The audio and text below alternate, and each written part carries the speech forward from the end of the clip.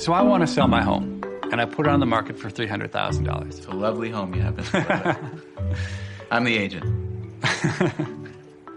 All right, let me start over. That might be good, but I'm starting over. All right, I want to sell my home.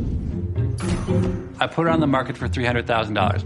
I get an offer today for $290,000. The question is, if I could wait a week and get an offer for the full $300,000, would I rather wait that week and get the full price or take the offer today for $290,000? You want to take it now. I'll be the real estate agent. I'm telling you, you want to take it right now because a bird in the hand is worth two in the bush, and the market is really starting to soften up. And these things, you just can never tell. And if you have a good offer, I really think it's the right thing to take it. And I'm not speaking out of self-interest here because I'm just a real estate agent, and our interests are aligned because I'm getting a commission of your sale. So I want you to get as much as you can for this house. I really do.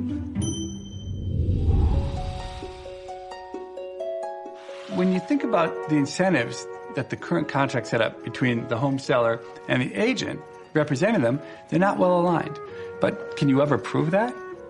Interestingly, if you look at the sales data on real estate agents' own homes, not their clients' homes, but when they sell their own homes, they get more money than if they sold the same home for a client. Now, why would that be?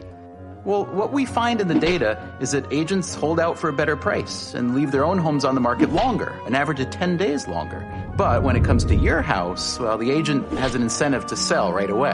Why? Because of that $10,000 into his or her pocket, only $150. I only get $150 because if you take that $10,000 extra dollars, it goes to him. 6% goes to commission, but that gets whacked up. Half goes to the buyer's real estate agent, so I've got half of that 6%.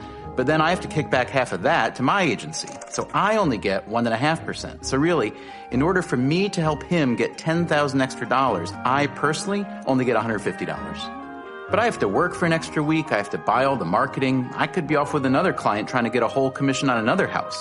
So I have a strong incentive to say to him, this is a great offer. It's the best offer you're ever going to get. I really think you should take it. So no matter what the real estate agent says, I would rather wait a week and pick up the extra $10,000. The agent wouldn't. It's not that real estate agents are bad. It's just that they're human beings, and human beings respond to incentives. If there's only one element that I say is there in almost everything we do, it's the idea that incentives matter. And if you can figure out what people's incentives are, you have a good chance of guessing how they're going to behave.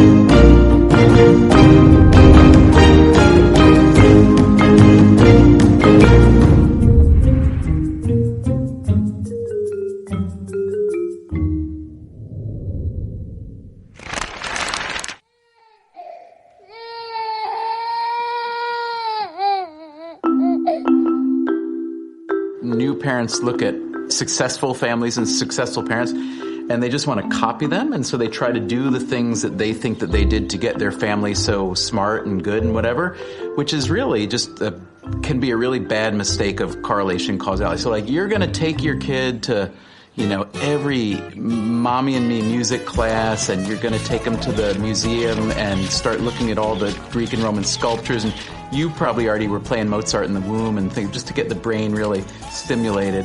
And it turns out that as best as we can tell from looking at data of actual parents and children along these dimensions, that none of that stuff really matters.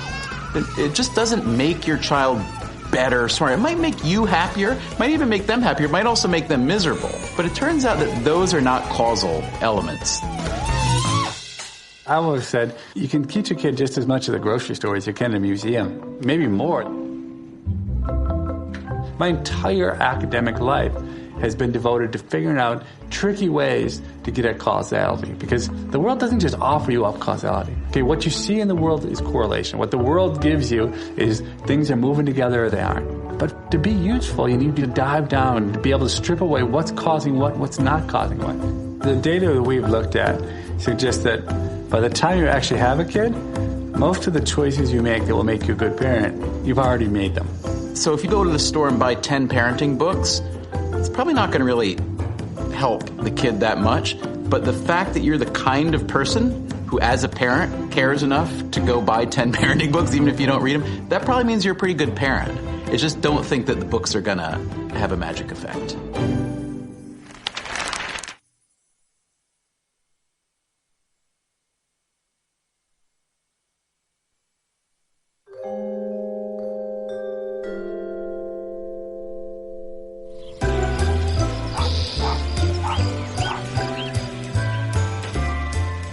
Ah, parents. We want to believe so much that everything we do is going to make a difference in our children's lives. What they eat, where they go to school, who they hang out with. But before any of that takes place, parents are confronted with the one single ominous decision that could shape the entirety of their children's future. What is going to be their name?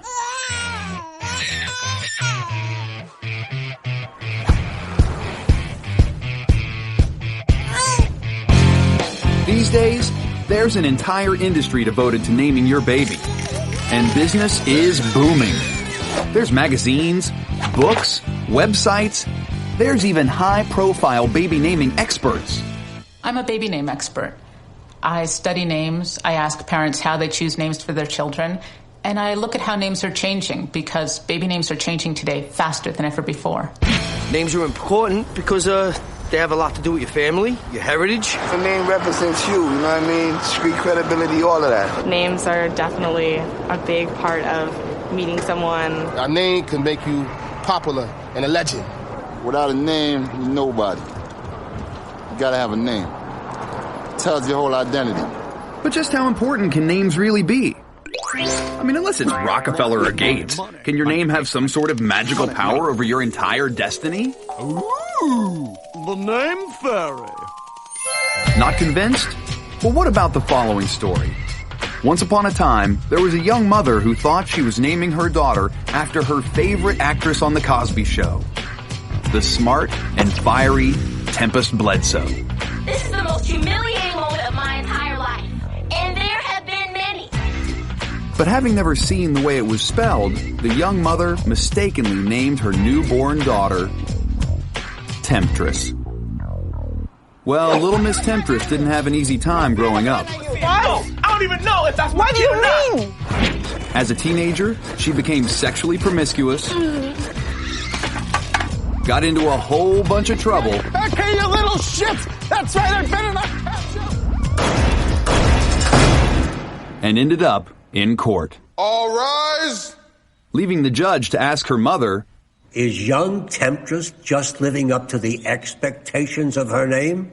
was that one little misplaced T and R all that stood between a life of ease and Huxtable success versus those long, hard days in court and juvie?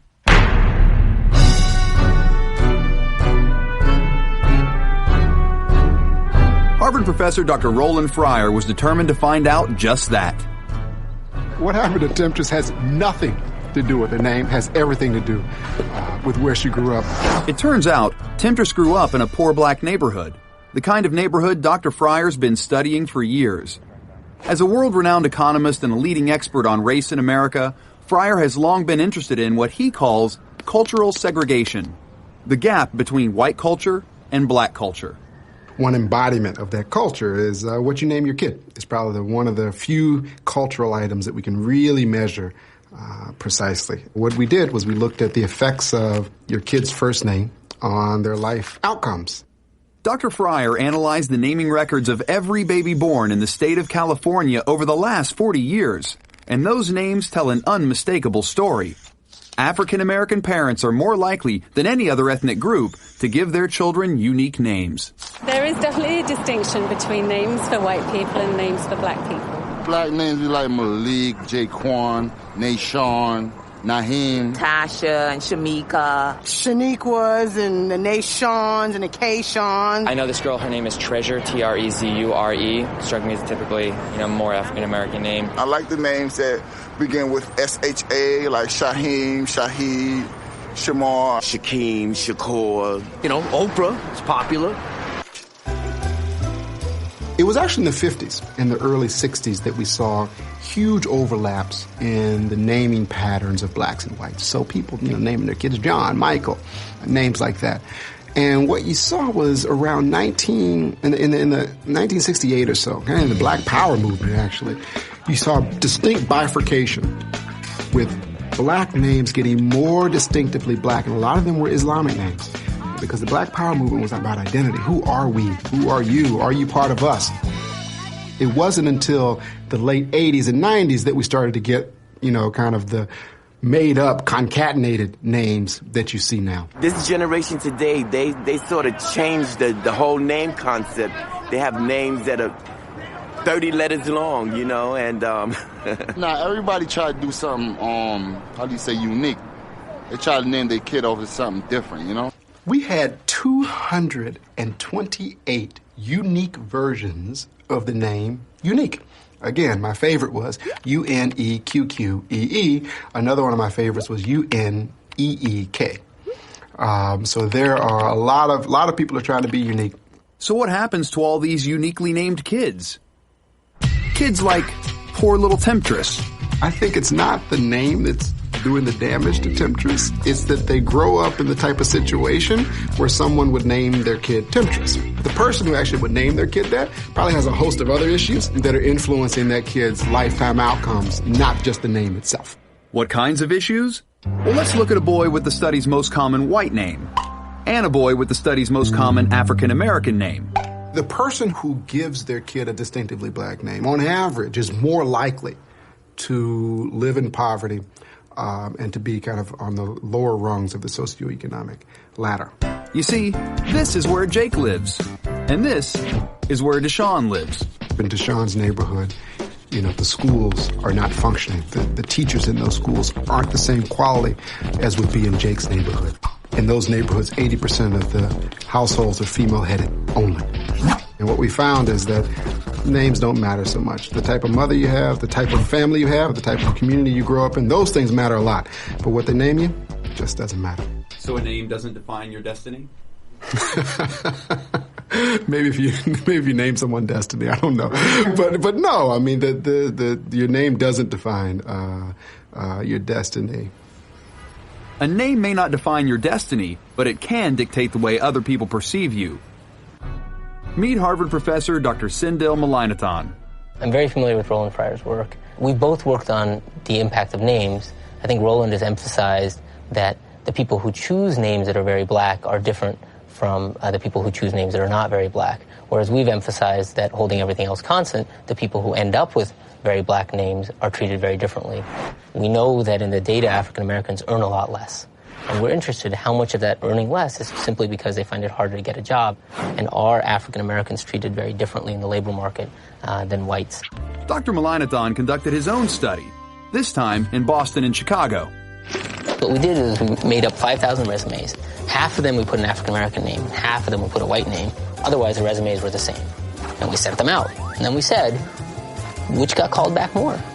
And what we found was that the same resume, when it had an African American name, was about 33% less likely to get an interview than when it had a white name. It means that if a white person is searching for a job for 10 weeks, an equivalently skilled African American person would be searching for 15 weeks. And those are 5 long weeks if you're unemployed. You can judge somebody by their name. It's not right, but people do it. They assume that just because your name is Monique or your name is Lavon or Shaniqua, that you're African American and you're not qualified because your name has an ethnicity to it. One time there was a girl named Lakeisha. I talked on the phone, and I thought she was black, but when I met her, I was totally shocked that she was a white Southern girl. When I picture Rashonda, yeah, she's black. The names we used in our study were names like Lakeisha, Jamal, Tyrone. Based on our results, it raises a question. I'm an African-American parent. I'm thinking of naming my child. Tyrone sounds like a very good name. I might have had a grandfather named Tyrone. Should I name my child Tyrone? Yes, naming your kid Tyrone, you have made it harder for them in the labor market. On the other hand, should you give in to that? Should I give in to the prevailing norms, or should I express my individuality as I want? It's a bit of an ethical quandary. My friend's got a drug dealer named Tyrone that I assume is a black guy. Todd is a white name. Tyrone is a black name. I mean, that's sort of how it goes, right? You might choose a distinctly black name as a way to signal something about yourself and about your commitment to the black community. And that's a way to show other African Americans, look, I am really black. And I think the fact that there are distinctly black names already tells you that there is a cultural divide at some core, visible, noticeable level. And we see it sometimes in clothing, we see it in names. And in fact, it's true, there are quite a few distinctively white names like Emily, Brendan, I'm forgetting what those, if you give me a minute, I can come up with the others.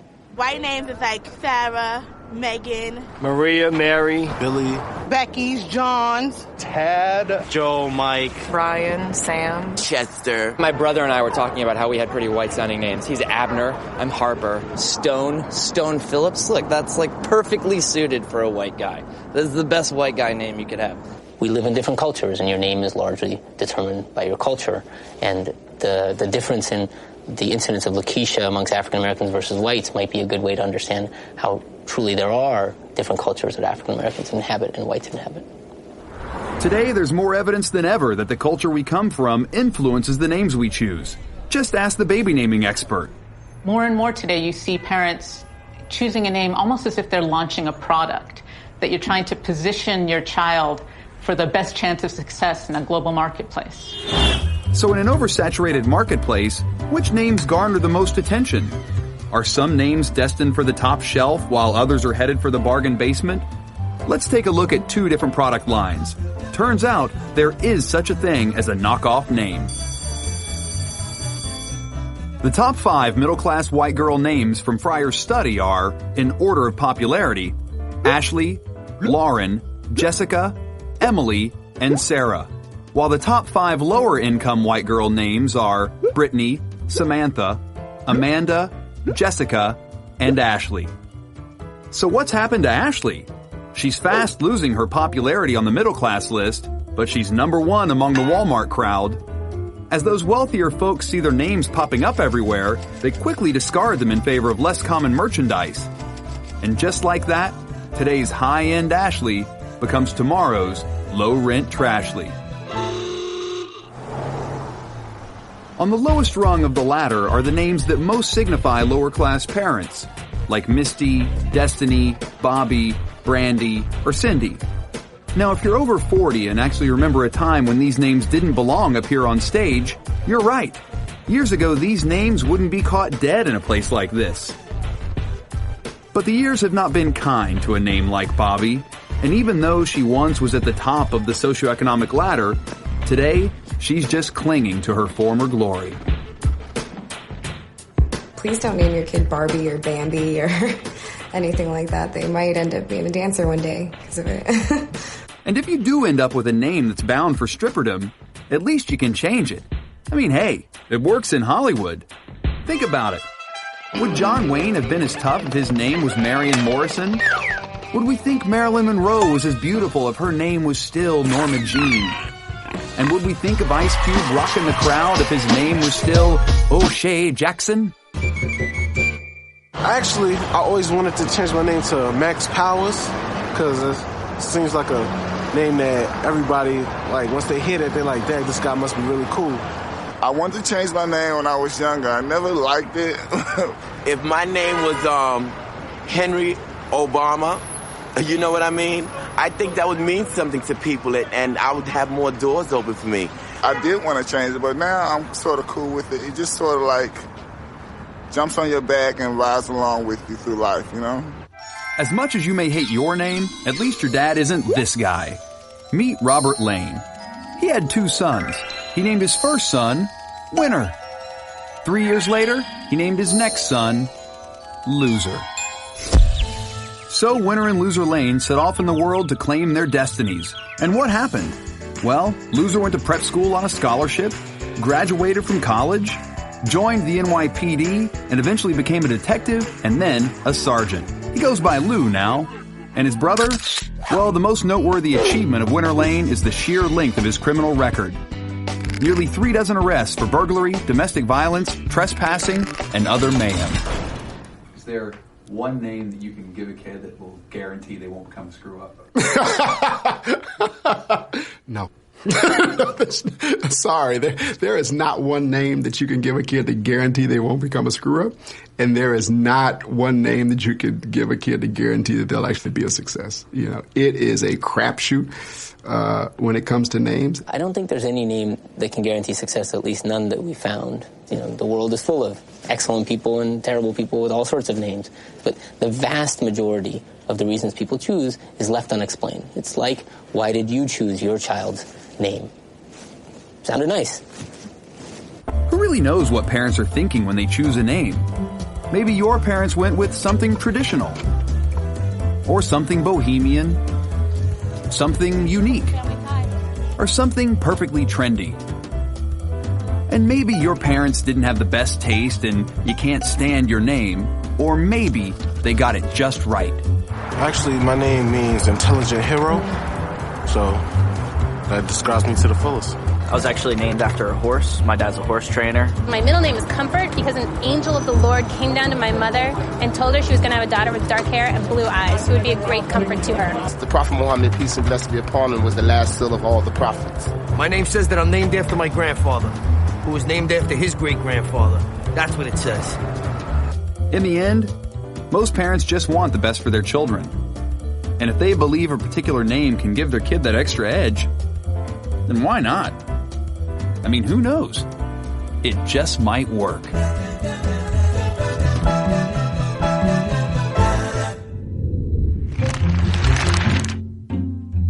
As W.C. Fields once said, a thing worth having is a thing worth cheating for. Or as Mark Grace of the Chicago Cubs once said, if you ain't cheating, then you ain't trying. Everybody understands why a kid would want to cheat on the SATs, right? They have huge gains of being able to get into Stanford or Harvard and have a good life as a result of cheating on a test, okay? What's harder to think is, why would a teacher cheat for a kid on a test? And yet, when you go to Chicago and you look back a few years ago, we find that lots and lots of teachers were cheating. Well, why were they cheating? Well, because there's tremendous pressure on these teachers to produce high test scores so that their schools wouldn't get into trouble. First of all, it's very expedient to go to the end of the test. Because at the end of the test, a lot of kids have left things blank. So instead of having to erase something and fill it back in, you can just fill in the answers. Now, it might look kind of funny, because how often when kids take a test do they answer the first 20 questions, leave 17 questions blank, and then fill in the last 8 questions? Okay, and even maybe a little funnier when they fill in the last 8 questions and they get all the questions right. And those just happen to be the hardest questions on the exam. When I got the data from the Chicago Public Schools, I mean, we're talking about millions and millions of answers by thousands of kids over years and years. And I looked at the data, and I couldn't see anything. I mean, how could you see anything? If you can think like a teacher who cheats, and then look again at the sea of data, these patterns come to light. Patterns which are subtle, that are buried in mounds and mounds of data. When looked at just through the right lens, suddenly it's just as clear as day. And once you know what to look for, you can't help but say this has to be cheating. What he's really good at is like pretending he's a cheater and a criminal and a thief and a cheat and all these things, because really he's not that far from. I mean, if you think about what an economist is, the line between like economist and criminal is incredibly thin. And what about journalist? No line. Because he can put himself in the shoes of someone who would behave criminally or who's a cheater, then you can kind of back up the process and reverse engineer it. And that's what you have to do, because unless you're in the room with cheaters, it's really hard to catch them. It's not that some people cheat in every setting or people never cheat. We all cheat sometimes and not others. And everyone's got their own moral compass that determines what they'll do and what they won't do.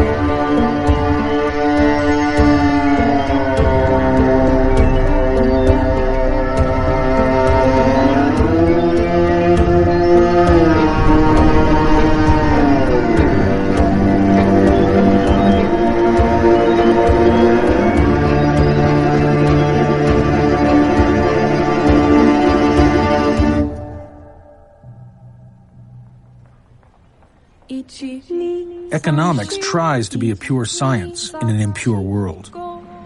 Economists imagine men and women as rational actors in a marketplace that hides nothing from buyers and sellers. But what happens to markets when people cheat? 10 years I've been interested in cheating, and I was in Washington, D.C. I remember seeing just a little blurb in the Washington Post that said there'd been allegations of cheating in sumo wrestling. And my view has always been, if some insider comes forward and says there's cheating, probably there's something to it. If you had said, where is a sport where you would not find cheating, I would have said, well, sumo wrestling would be a reasonable one. It's got 2,000 years of history. It's all about purification rituals and honor. It's located in a culture which on all of the rankings of corruption across countries is very, very low. The ancient sport of sumo wrestling is the essence of pure competition. Two naked men fighting in a sandpit under the watchful eyes of a referee dressed as a Shinto priest. Shinto means way of the gods, a religion that celebrates the purity and harmony of man and nature. In sumo, you do your ceremonial stuff. One is the clapping of the hands. That's to awake the gods. Two is when we show our hands and flip our hands over and stuff, is to show that we have no concealed weapons. You're coming out, you're going to fight fair with your bare hands, and to tell the gods that you're coming in with a fresh and clean mind and heart to wrestle. The stomping of the feet in the Shinto religion is to stamp out evil spirits, and throwing of the salt is to purify. 神道と相撲というのは切っても切り離せない関係だと思います。神様を喜ばせようとする、そういう儀式を行いますね。I think purity is a good mask for corruption, perhaps most so in that it discourages inquiry. It's true that sumo might seem to be immune from corruption because of its purity and its history and so on. On the other hand, the stakes are high. And when stakes are high, and when there's an incentive to cheat, a small percentage of people always will.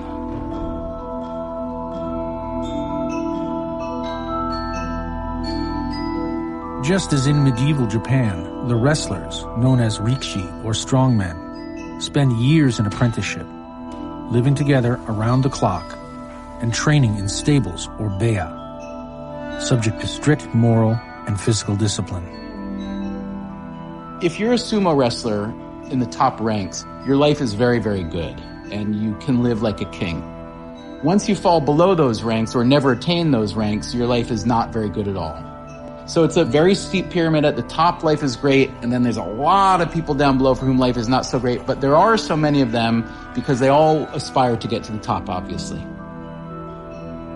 It's a battle 24/7 being a sumo wrestler. It's not just two big fat guys trying to kill each other, but it's a lot of work to be big and at the same thing active. 6 major tournaments a year. You have to wrestle with the injuries. They throw you in the jungle and see how you can come out alive.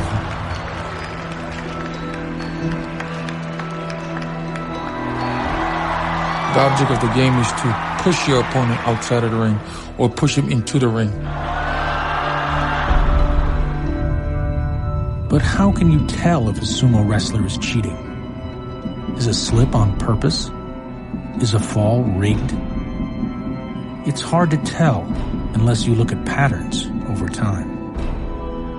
People who are being corrupt are always trying to actively cover their trail. So corruption is, by its nature, hard to identify, hard to prove. Murder is really great, because almost always when someone's murdered, there's a corpse.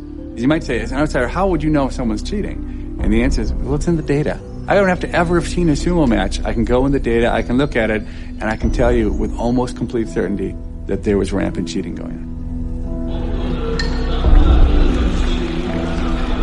In professional sumo tournaments, the wrestlers fight one bout per day for 15 days. If you win 8 out of the 15 matches, you can move up in rank half a slot. The difference of half a rank can be maybe $5,000 in paycheck a month, the respect you get in the Sumo Association. So when you talk about stuff like that 8th win, it's real critical. A Rikishi entering a tournament's final 15th match with a 7-7 record has far more to gain from a victory than an opponent with a record of, say, 8-6 has to lose. If a wrestler has 8 wins under his belt, he is guaranteed to advance, even if he loses that last match. So he can afford to take a fall. In Japan, there's a term for match rigging, yaocho. Many suspected that sumo matches might be rigged, but it is nearly impossible to prove unless you look closely at the numbers. 2 wrestlers who I would expect to have an even match, when one of them needs the 8th win and the other doesn't, the one who needs it wins 75% of the time rather than 50% of the time. That is a huge deviation. I, 8-6 wrestler, let you, 7-7 wrestler, win this deciding match because you, my friend, are going to fall down the pyramid if you don't. In return, the next time those 2 guys meet, lo and behold, the 8-6 wrestler almost always wins those matches. 1988年の9月から、相撲の取材を始めたんですけど、それから1月ぐらいでもそういうものがあるんだっていうのは分かりましたよね。僕らが肌で感じているその八百長の実態というか、まあ確かに証明しきれないものなんだけれども、それを数値的に裏付けてくれたなっていう印象は持ちましたね。本を一読して。原理的には簡単ですよね。別に前もって談合をして、勝つのか負けるのか勝負をあらかじめ決めておくと。でそこにお金が介在するわけですね。1番20万円だとか、あるいは30万円だとか、あるいはさっき言ったみたいに関取以下の幕下クラスだと2万円とか3万円とか、あるいはタバコ1カートンだとかね。ところが幕の内の優勝を争うような一番になると1000万円だとか2000万円だとか、あるいはもっとっていうケースもあるみたいですけど、それが基本的な八百長ですよね。やはり自分から名乗り出て証言するという方はいません。それをすると相撲という村社会から弾き出されちゃうし、で彼ら長年相撲の社会しか知らないので、外に出ていたら生活できないんですよ。お互いに知り合い同士で仲がいい相撲取り、お互いいるわけで付き合いですから、地位が陥落したり関取の地位から落ちたりなんかするとの相手に対して同情して、手を抜くというのが基本だと思うんですけど、でそういったことをやってるってこと自体も言えなくなってしまう。僕としては相撲っていうのはそういうことありだってことをみんな見てる側も実は知ってるのに、それをだんだんと硬直化してなかったことにしていってしまったというのが、その辺の本音と建前といえば、若干そうなるかもしれません。Hone is real truth, and tatemae would be the surface of things, the facade. They're unusually important in Japanese culture. That's why the Japanese have given them names. But being human, living in any society, I think we can all understand the concepts themselves. The tatemae is going to be a great spectacle of honest competition, but in the service of creating that pleasing facade the actual players are engaging in a form of corruption. To have the hone exposed produces discomfort. When you think about the sorts of financial scandals that have racked America recently, a lot of people who were supposed to be not just incredibly wise but incredibly honest have been exposed as neither.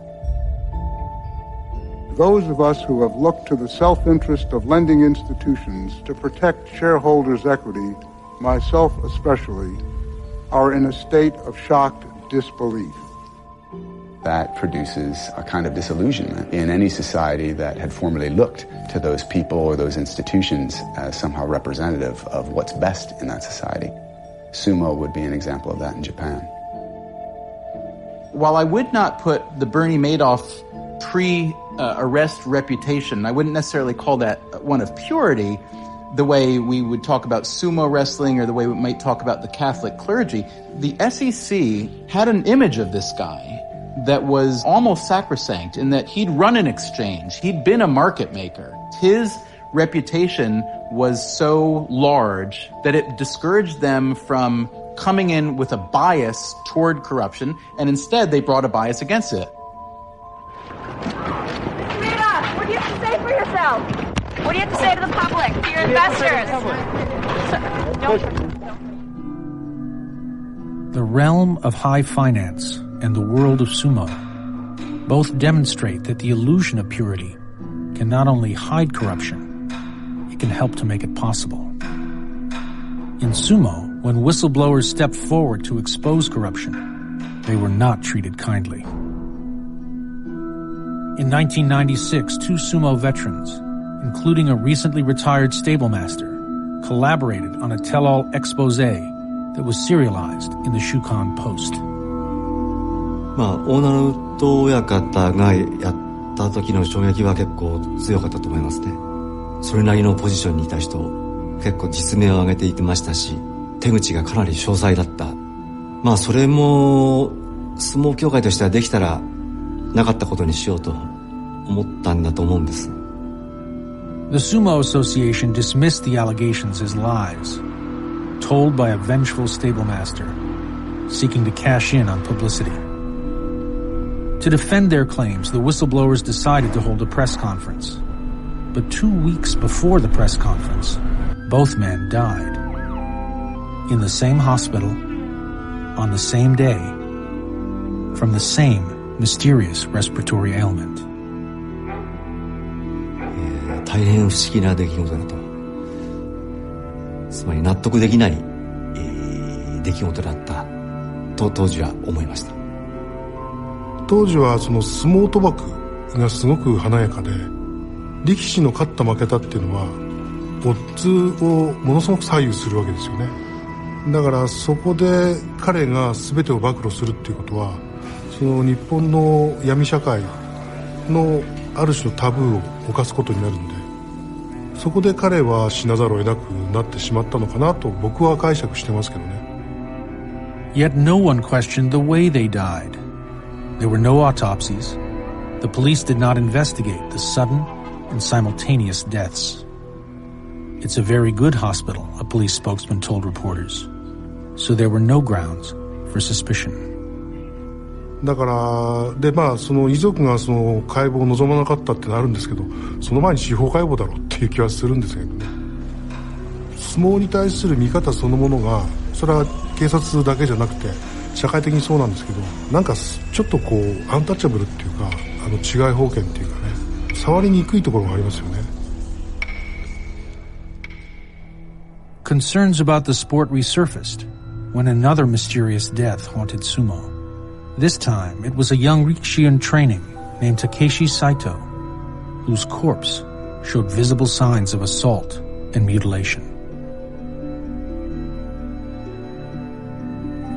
事件が発覚した後、親方は彼は稽古の上でのね、不慮の死であったと記者に対してそう答えているわけです。ところが事実はそうじゃなかった。そこで僕これはもう書くしかないなと思って書いたんですね。あれだけの傷を負いながら司法解剖されない、あれが自己死とされてしまう理不尽さ、それが日本に一体どのぐらいあるのかと考えると、やっぱりちょっとゾッとする話ですよね。一相撲界の話じゃない。そういった意味であの事件が投じた波紋っていうのはものすごく大きかったし、彼の遺体の語るものは多かったですよね。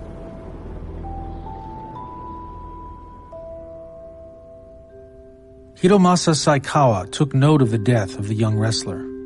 Saikawa is one of the nation's most vocal critics of how murders are investigated in Japan. He quit his post on the Tokyo police force when the gap between the hone, the hidden truth, and the tatemae, the facade of propriety, had grown too wide. 日本の警察の殺人事件の検挙率は 96% をずっと超えております。これは到底信じられない数字でして、その数字は現実とは違うということを全ての警察官は知っています。The job of any police force is to help keep crime at low enough levels so that society can properly function. The tatemae of the police force is to be seen as doing that. If the police, for example, can tell society, we solve 96% of crimes, they have certainly fulfilled their tatemae function in comforting society, making society feel safe. But to achieve that level of tatemae, the police might select only cases for investigation that they think they have an extremely high chance of solving. 他殺体が発見された場合ですね、その人物を殺した人間が誰なのかということが分かっている場合には殺人事件として捜査を始めます。ところが誰が殺したのかは分からない。犯人がいつまでも捕まらなかった場合ですね、それは死体遺棄事件のまま終わってしまうということがあり得るんです。警察もスポーツの選手も努力の成果というものが数字で評価されます。検挙した数字だけでその警察が評価されると。いい数字さえ上げられれば実際はどうであるのかを問わないという傾向がありますね。さまざまな工作をして数字を上げようとしますね。それで私は警察を辞めたいと思います。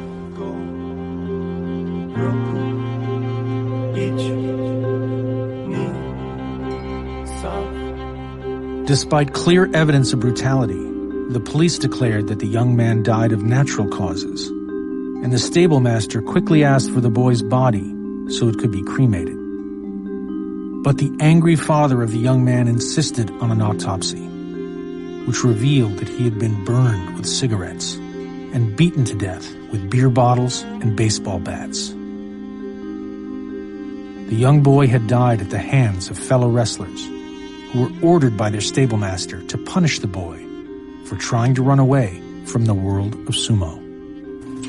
相撲界にとっては非常にショッキングだし、もうこれまでのやり方は通用しないのだよということを明らかに示しているし、それから僕が書いた八百長の記事をきっかけに相撲界に対するその見方が世間非常に厳しくなっているので。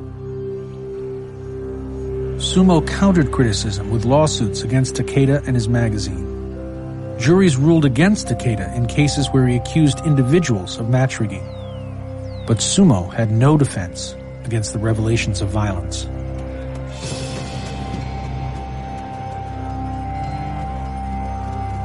To defend its reputation, the Sumo Association shores up its image by building on notions of purity from Shinto that are essential to what it means to be Japanese. Publicly, they insist that Yaocho is a myth. I hope there was none of that going on in the bottom ranks, but where I was, no.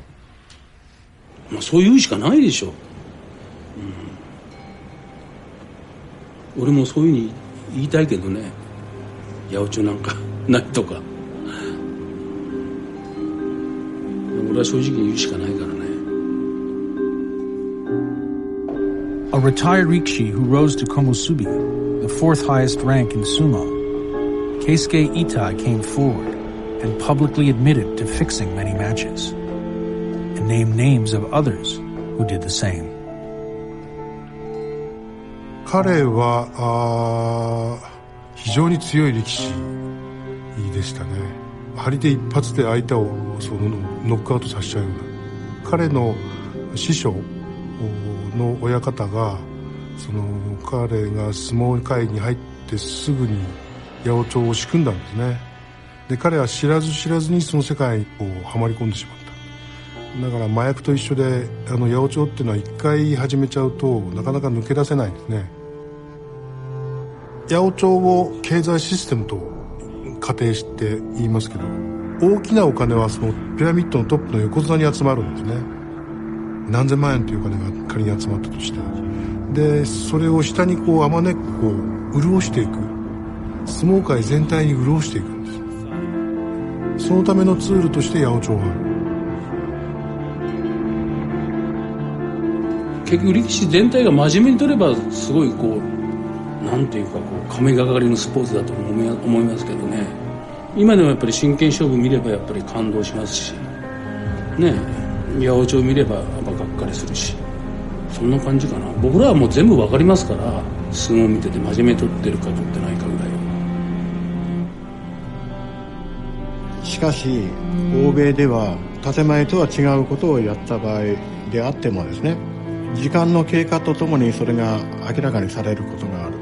例えば公文書なんかも30年経てば原則公開するとか、日本の場合それが全くありません。永遠に闇に葬ることができるという強い信念を持っているようですね。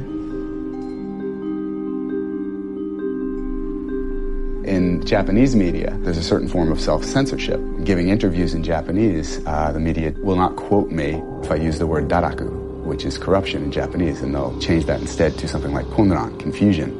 We certainly have the very same thing in America today. The New York Times, for example, will not use the word torture to describe anything that's been carried out by Americans in operating our prison system in the war on terror. However, if it's the Chinese who've done these things to an American airman, the New York Times has no compunction about calling those things torture.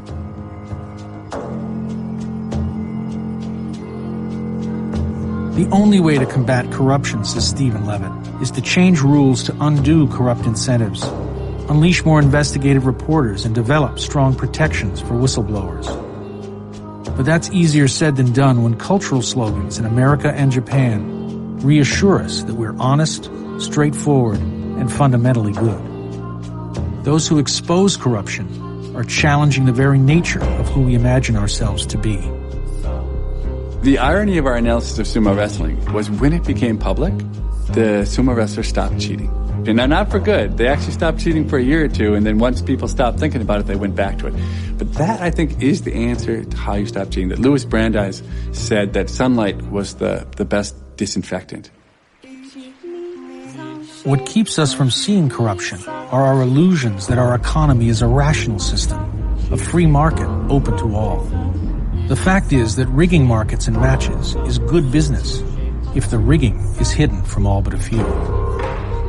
In Shinto, the mirror is an important symbol, reflecting a sense of who we are. In that mirror, the bad heart is a hidden heart. The pure heart is one that hides nothing. Looking at the numbers and accepting what they tell us is a way of wiping dust away from the mirror.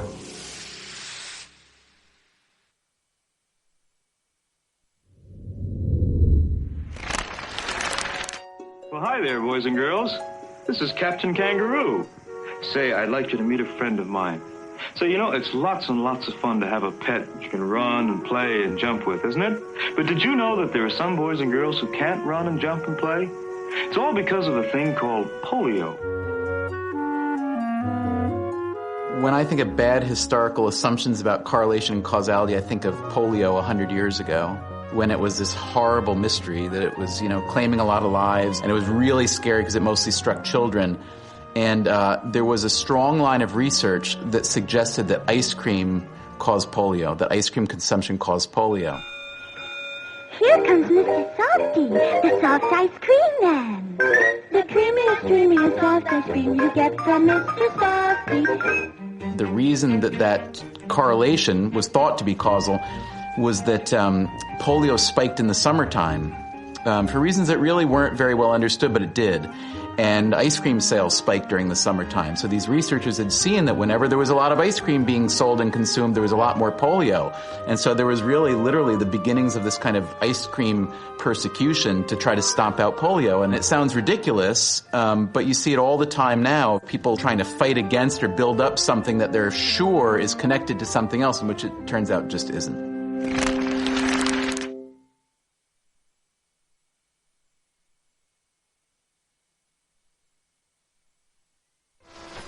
We have a crime problem that is now out of control all over the country. I am pro-choice. I believe in Roe versus Wade. Extremists bomb more than 30 clinics across the country. People like you allow babies. You never give voice to the real experiences of women. When I started studying crime in the early 1990s, it was roughly at its peak, the highest it had ever been in the United States. And all the experts expected it would go higher and higher. The warnings were everywhere. But then, much to everyone's surprise, something happened.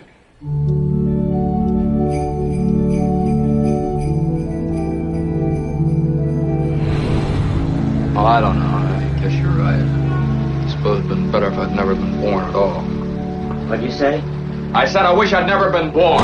Homicide rates went up in half of the nation's city. 373 homicides last year, up 65.7% over 1987. Murder is a national problem, up an average 11% across the country. In Bucharest tonight, deposed communist leader Nicolae Ceausescu and his wife have been executed. Pictures of the former communist dictator lying in state, executed by firing squad. Crime and violence are now the top concerns of many Americans. You've been given a great gift, George.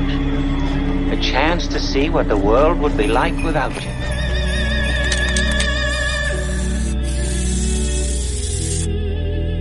As the 1980s drew to a close, law enforcement experts predicted that the crime wave of the preceding decade would continue to rise. It would be the decade of the mega criminal.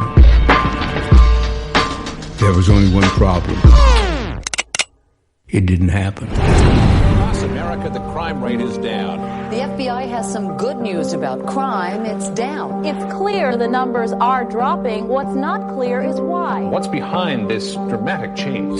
Primarily, it's the police strategy. We have incarcerated our criminals and thus taken out of the population of those people who would commit crimes. Experts and officials lined up to offer explanations for the drop in crime. Community police officers, better prevention. Their explanations included more innovative policing, harsher criminal sentences, changes in the crack market, increased gun control, a strong economy, and more police on the streets. But economist Stephen Levitt examined these explanations, evaluating the most popular ones. When you look at the data carefully, it's just not clear that they really have that impact that people have suspected. By analyzing the reasons most often cited by those in the press, Levitt was able to separate the more likely factors from the less likely ones. The crime drop explanation most often cited was that innovative policing strategies had been introduced in some cities. New York City, for example, implemented sweeping law enforcement changes, from Police Chief William Bratton's CompStat system to Mayor Rudolph Giuliani's crackdown on small street crime. The reductions in crime that have taken place in New York City are pretty close to miraculous. New York City had among the biggest declines in crime of any city in the country. So there's an enormous amount of fanfare given to the strategies of Giuliani and Bratton. But crime fell everywhere. It's hard to find any city in the United States where crime didn't plunge. And also, crime was down 20 to 30% before Giuliani ever took office. So a number of things make me suspicious that it really was the policing strategies. The second reason most cited for the crime drop was an increase in the reliance on prisons. We've locked up 1 million more Americans since the early 1990s. There are now 2 million Americans in prison, and that's got to reduce crime. Levitt recognizes that imprisoning more people will, in the short term, bring crime rates down. By my estimates, about 30% of the decline in crime can be attributed to the fact that we got very tough on crime in terms of locking up criminals. This is crack cocaine. The third explanation for the crime drop, most often cited in the press, were changes in the crack market. Now, experts say crack cocaine may finally be on the decline. The peak of the crack epidemic came in the late 80s and the early 90s. And at that time, an enormous amount of the homicide in particular could be attributed to crack. But for various reasons, the amount of violence that's been associated with the crack trade really faded. That's not the move no more. So that can explain about 15% of the decline in crime. Other possible reasons for the crime drop examined by Levitt include tougher gun laws, the 1990s economic boom, and an increase in police nationwide. Though Levitt does not entirely discount these, he sees them account for only a small fraction of the overall crime drop. There are a million factors that drive crime, but how do you determine the particular composition? Overall, what Levitt found from all these reasons was that taken together, they only explained about half of the 1990s crime drop. The other half remained a mystery. So what happened? Well, let's rewind to what for many Americans may have seemed an irrelevant incident in a faraway place.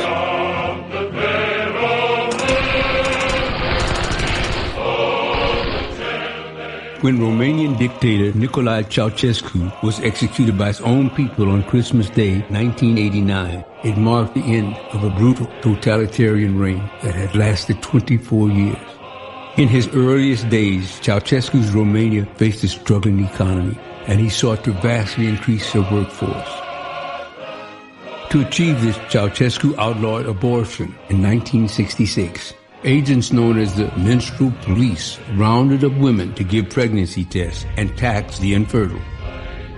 Across Romania, women were forced to have children, and they could no longer choose when it was right to do so. Romania's birth rate doubled, but more and more births across the country were, not surprisingly, unwanted and resulted in troubled upbringing. Of the infants forcibly born that first year, more did worse in school, suffered poor job performance, and were thus more likely to become criminals than those born the previous year, even controlling for the age, income, health, and education of the mother. But what do events in Romania a long time ago have to do with crime in America in the 1990s? According to Stephen Levitt, a lot.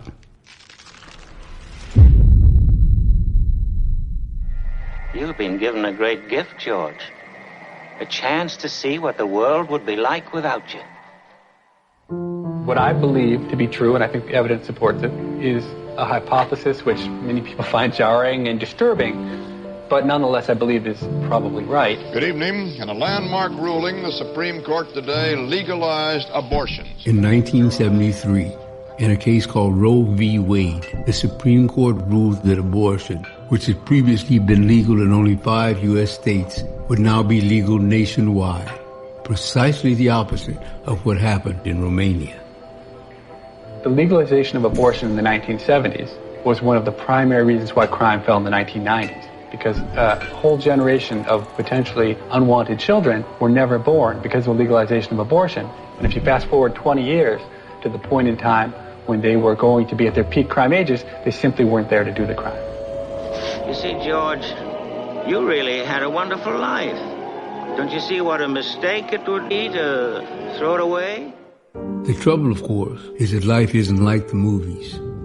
For so many children who, without Roe v. Wade, would have been born in 1973, their lives might not have been the wonderful lives of being born into a loving family in yesterday's small-town America. Rather, theirs would be the far harder road of being born into a potentially unwanting household in America's crumbling inner cities or forsaken heartland. Levitt's conclusion? As much as half of the 1990s crime drop was an unintended consequence of Roe v. Wade. The theory behind it is actually quite simple. Unwanted children have been shown to be at high risk for crime. With legalized abortion, fewer unwanted children were born. Therefore, the theory would be that there would be less crime 15 to 20 years later when those cohorts reach the peak crime ages. And the data support that hypothesis quite strongly. If you follow the data, There were 5 states that legalized abortion 3 years before Roe versus Wade, and about 15 years later, their crime begins to fall 3 years before the rest of the country. Then, if you look at the states where abortion was not just legal, but easily available to people who wanted to get them, 16, 17 years after Roe versus Wade, you see a 30% difference between the states doing a lot of abortions and the ones who are doing very few.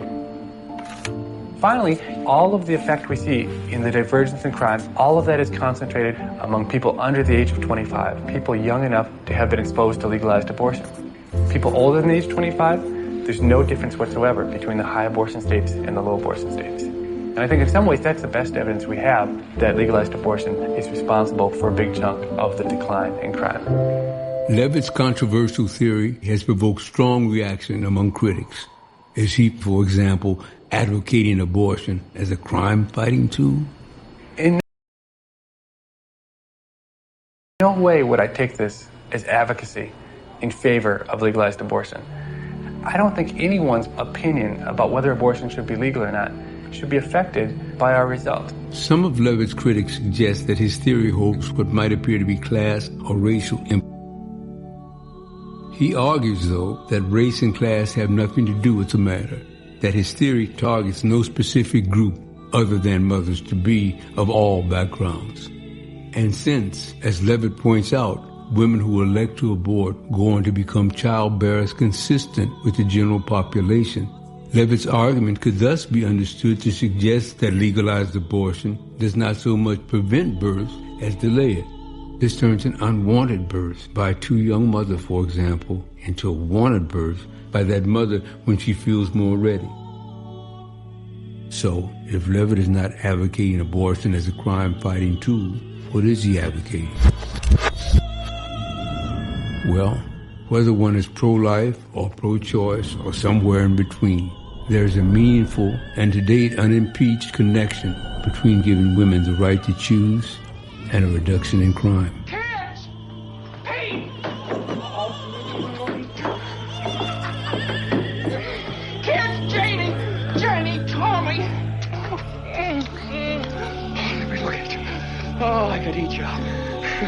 Where's your mother? She went looking for you. With Uncle Billy. Daddy! Suzu, my little ginger snap. How do you feel? Fine. Not a smidge of temperature. Not a smidge of temperature.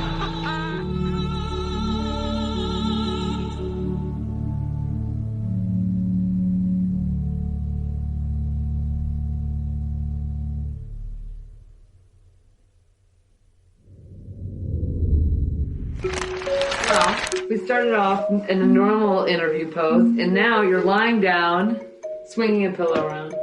What's going on here? If I give you a slice of juicy fruit, will you say whatever I want? No. No!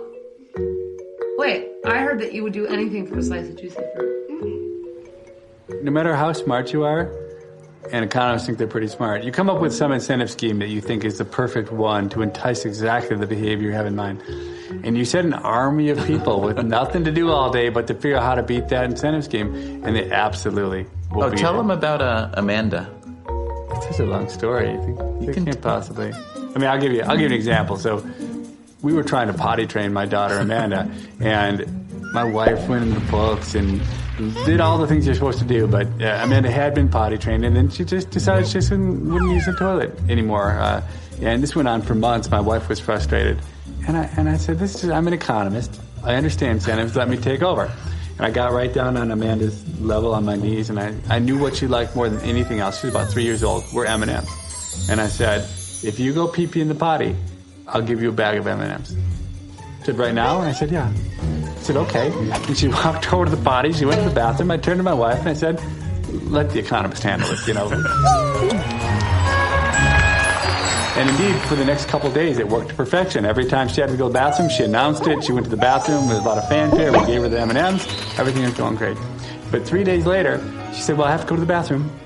Followed her. She went, trickled out a few drops. I gave her the M&Ms. She got off. She said, I have to go again. She sat down in the potty. She trickled a few more drops. I gave her the M's. Got to go again. Basically, in 3 days, she had gone from someone who could do absolutely no bladder control to being so professional at it that she could control the flow completely at a whim, and had a 3-year-old had basically come up with a way to beat the incentive scheme I had developed within 3 days that I never in a million years could have imagined. Okay, and if you can't, if an economist can't trick a 3-year-old for more than 3 days, what hope does economists have of tricking a whole country of people for even 3 hours? So that's kind of the beauty of incentives. You don't really know what works, and governments think they know what works, and they spend a huge amount of resources establishing incentives. And they're going to do all these things that seem to make a lot of sense and that sound really great and may work out well in some measure, but they're going to backfire in so many different ways that we can't predict yet. And people will laugh and people will cry, and that's what incentives are.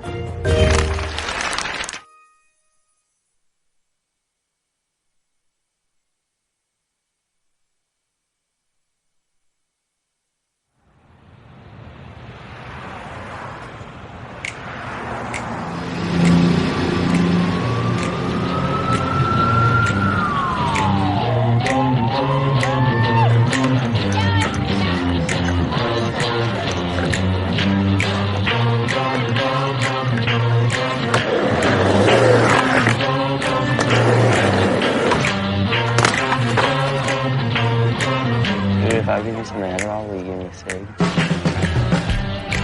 Where you at putting this shit? Where you at putting it? Go right over there. You might want to do it right now. Right now, you stupid ass. Don't blow up. Going. That was nothing. Make another one. I know I could do good in school, but I don't. I have a reputation of a bad child. Parents are way too uptight in kids' business. Like, where are you going to go? What are you doing? When are you coming home? I mean, they'll be like, hey, you have homework, and then I'll say no. Or I forgot my book at school, I'll do it in the morning. Something. That works? Get some off my dick. What's up? Hopefully I make it through high school. If I fail, I guess I try to get a GED through the military or something. I have no clue.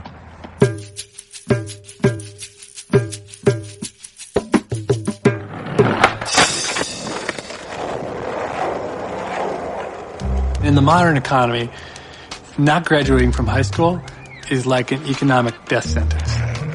But when you're talking about high school kids, what matters to them is what's happening today, not what's going to happen a month from now or 6 months from now.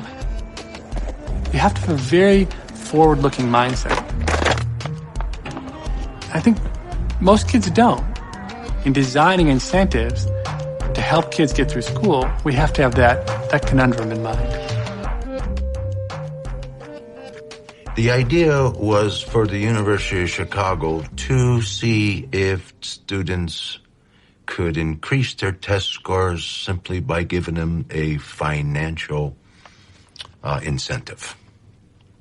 If it works with one student, then it's good enough for me because we have no stake in it financially. The University of Chicago is picking up the tab. Why wouldn't we at least try it? I'm thinking it's going to work. Opportunity, you'll always miss 100% of the shots you don't take. And that's my message to the students. I don't need to put my degrees up on the wall. I already have those. I want them to get those.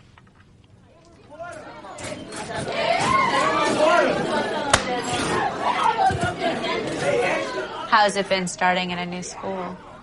It's actually not that bad. I like it here. Yeah? It's really easy. You like the kids and stuff? Yeah. Oh, the classes are really easy? Yeah. Let's see. Pull out your report card, and we've got your how you're doing right now. You can see your grades. Yeah, not that good. All right, so what do you need to improve on? Everything.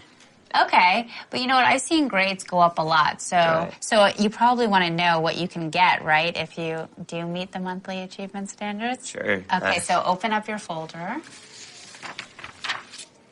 $50. Yeah, and you get the $50 every month as long as you keep your grades up. Right.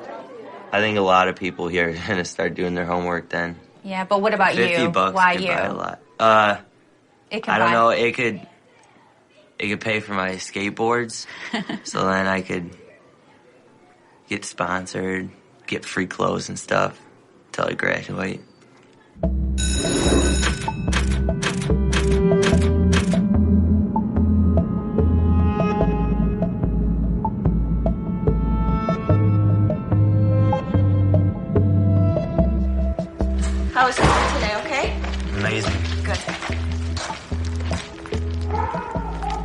Kevin came home from school and he says, Mom, if I do really good, I can get paid for it. Mom, I could really make money. I'm like, all right, fine, Kevin, go for it. I said, and I'll tell you what, you keep your grades up, you're going to get the money, and I'll tell you what did I tell you? Mom will double it. Whatever they give you, Mom will match it. All right. Then you'll have double the money if the grades go up. All right.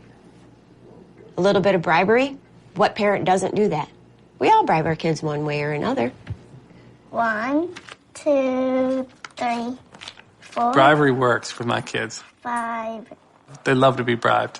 8, 9, 10. For 50 cents, I can buy whatever I want in my household. Oh, and I forgot this dollar. The closest thing to a worldview, I would say, in Freakonomics, is that incentives matter. Not just financial incentives, but social incentives and moral incentives. Our goal was to figure out, can we cheaply and quickly move the needle at a school? Can we get kids to achieve more as quickly as possible with spending very little money?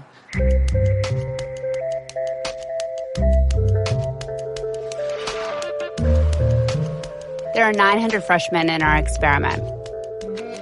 At the end of every month, we hold a payout event where all the kids who have gotten all C's and above receive $50 in cash. In addition, those who qualify are also eligible for a lottery where they can win $500. Cross the fingers.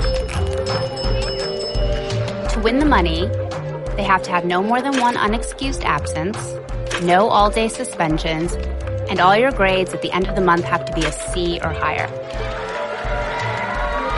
It's great to give them this financial reward, but it's also about having a lot of fanfare around it, giving them this big Ed McMahon check, sending them home in a Hummer limo. I think there's definitely a limo effect. Awesome. Oh, that is so cool. Are you serious? They get the writing net? Oh, that is so awesome. Oh my God.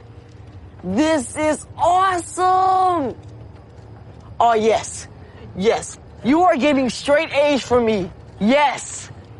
There's a lot of things that I would do for money. I mean, I work all year round. Hi, I'm a representative for Euro Kings Royal Snow Shoveling Service. We charge $3 for a walkway and $5 for a driveway. Would you like to hire our services for today?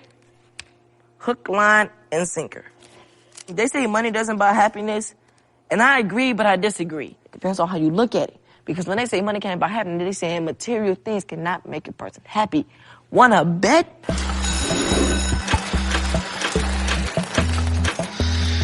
Okay, BPL 083. Unfortunately, that person did not meet the standards this month, so we cannot give them the money. You know what you need to do next month, right, to make it? So you're pumped you're going to be meeting the standards next month? Oh, yeah. All right. I took a look in that limousine. I'm like... Oh, you saw the limousine outside? It was awesome. The lights, the way it was tricked out. Oh, take us home, Jenkins. Oh, it'd be so cool. These are my halls. These are my halls. Call me the king, because that's my last name. The king! 5 and 7 are prime. So that's up there. Write it. Show your work. 5. You can't break down 5 because it's a prime number. Show your work. I don't need you to do. No, give me 7 through 12. Something no, I said 1 through 6. Oh. You don't get to pick. It's really important for me for him to finish school because I didn't. He's very intelligent. He needs to focus. They got to find something to get these kids into going to school and getting their grades up.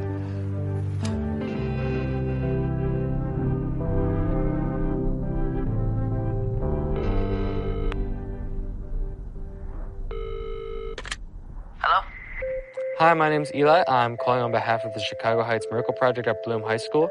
Is Guadalupe available? Is Hector available? Is Marvell available? This is a message for Jessica Richardson. We wanted to congratulate her on meeting the monthly achievement standards this month, so she's eligible to win $500. I'm calling for... And also just let you know to have her keep an eye on her math and biology grades because they're at a C right now. Is Sean available? Hi, this is Sally Sadoff from the University of Chicago. Is Kevin Muncie there? This is him. Hi, Kevin. I'm looking at your grades, and it looks like you need to bring some of them up. Are you doing something to work on bringing up your grades? I'm not gonna lie, I haven't done every assignment so far. Mm-hmm. So are you going to your teachers and asking if you can make up the missing assignments? Yeah, they're actually making a list for me right now. Oh, that's great. So you're going to try to make those up. Yeah. So the thing is, if you turn in missing assignments, it can bring up your grade a lot because you go from having no credit for the assignment to getting, some credit or maybe even a lot of credit, and that can make your grade bounce up a lot. Yeah. So are you going to be getting the $50 this month? If I do my best, yeah. Are you going to be doing your best? Yeah. All right, that's what I like to hear. All right, take care. Have a good day. All right, you too. Bye. Bye. Huh. What?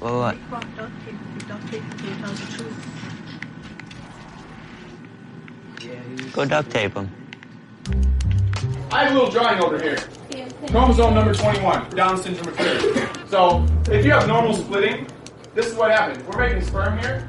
You have 1 sperm, 2 sperm, 3 sperm, 4 sperm, right? One copy in each. Where's the other copy at? It's in the egg, right? They come together, make a pair. Take a look down here. Mr. Goshorn, can Tyler come help me? Sure.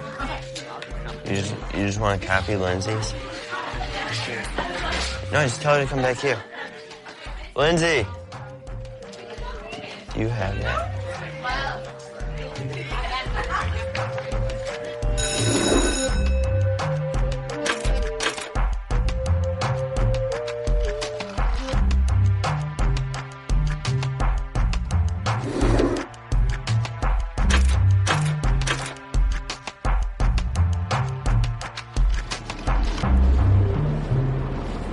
Congratulations, you met the standards. Congratulations, did you get the $50 this month? Yeah. Unfortunately, you didn't meet the standards this month. Right. So it's just on the grades category, and you just need to bring up these grades to be passing. So let's take a look here. Algebra, you're passing. That's good. So what's going on in biology and world history? Are you missing assignments?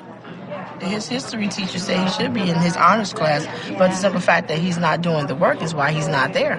He did work. The struggles between me and my mom is mostly about homework, because the way it is with her, she always would say when I was in school, we had homework every day. And I'm trying to get her to understand that this is the 21st century. That was then and this is now.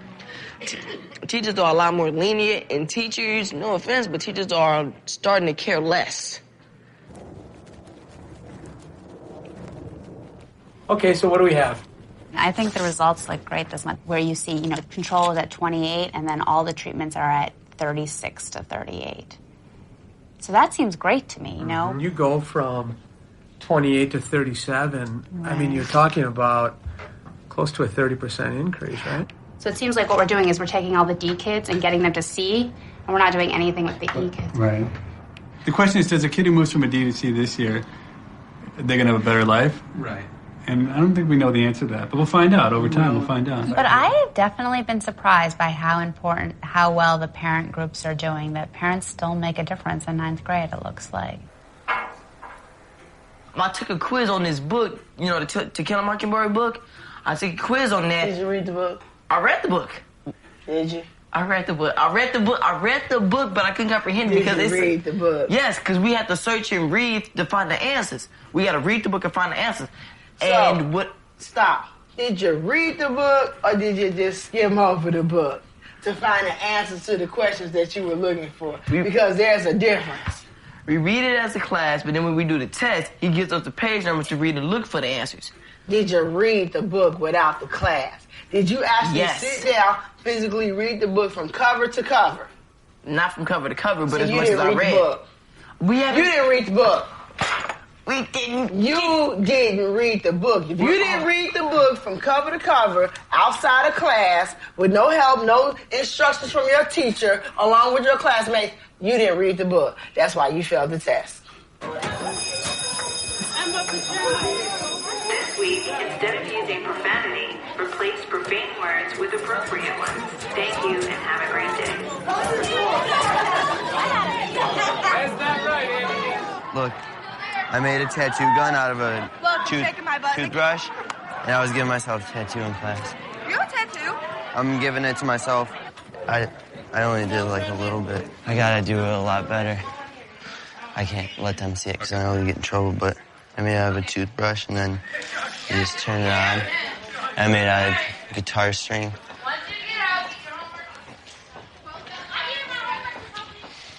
I don't think I would take any money for giving up my social life. I want to be the class clown, but I'm doing better because I want, say, a 6% in an actual grade to almost a D. That's a big change in a couple weeks. That's really dramatic.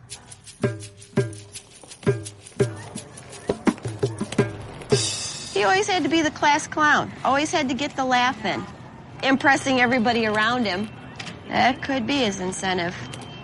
But you would think that to impress everybody around you, your grades would be with that too. He had gotten something in the mail that showed a list of all his grades, E, and I said, oh, he's enjoying ninth grade, he wants to do it again. So now what I need to do is, whenever he asks me for money now, he's not going to get it. End of story. Yeah, and when the skateboards run out of wheels, are getting bad, well, then just keep grinding them down or go hit the books or something.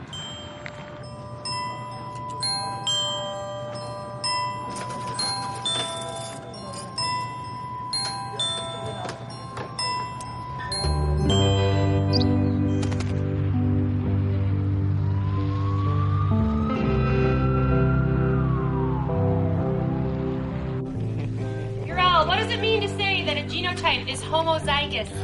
When all the alleles are the same. When all of the alleles are the same. Alleles. Give an example of that. Like AA. All right. A horizontal line. This is my last chance to win this $500. I'm at the line. I'm splitting a hair.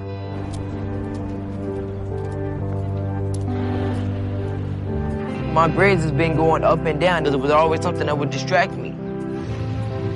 You know, the main thing that was distracting me was trying to be cool, you know, trying to keep up with the Joneses, basically.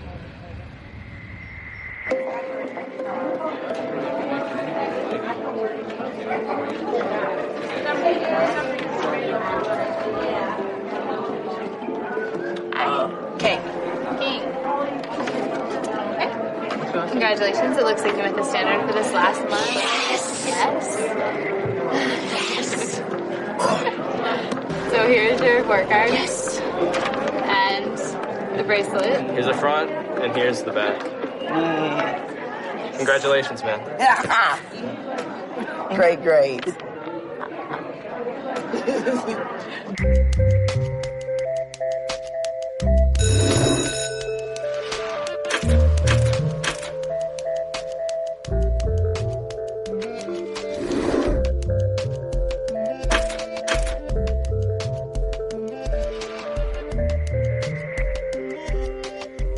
If I fail, that's it. I'm done. I'm dropping out. It's the Army, Marines, Coast Guard. You go to Iraq or something like that. I have no clue. Big round of applause for the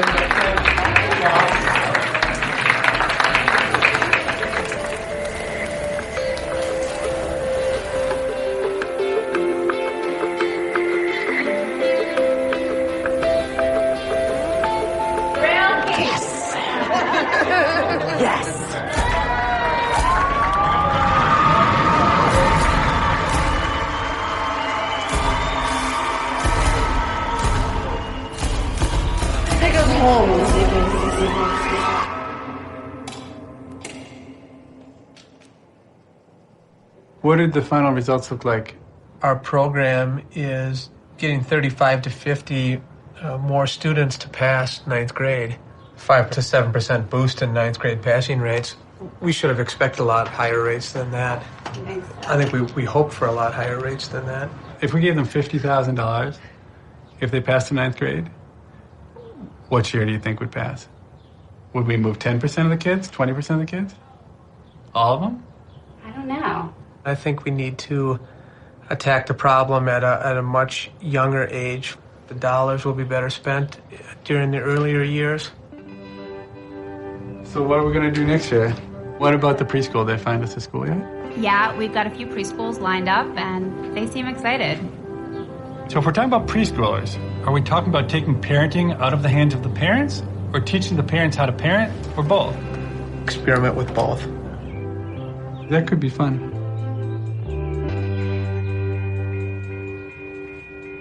The way I see it, learning is like a virus.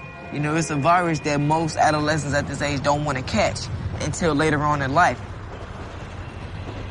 Next year when I'm a sophomore, I'm going to tell you I am doing great and I'm getting A's and B's. Next year when I'm a sophomore. And if not A's and B's, straight B's or B's and C's. Hey, that stuff's difficult. That's not as easy as it looks. I can promise you milk and cookies, but if the oven is broke, you'll just get milk.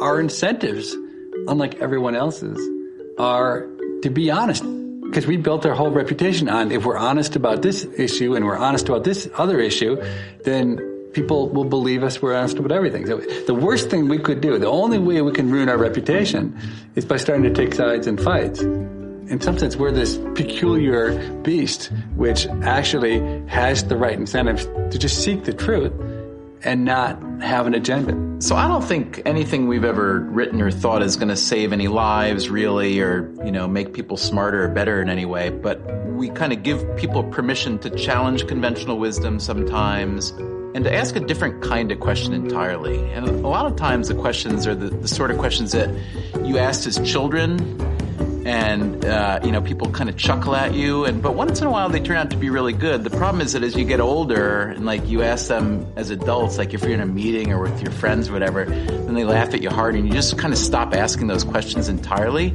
And we just kind of keep doing it. We kind of say, what if this thing that everybody thinks is so really isn't so? Or what if that didn't cause this, and what if this caused it? And I think that there just needs to be a lot more permission for people to think like that. That was total BS, wasn't it?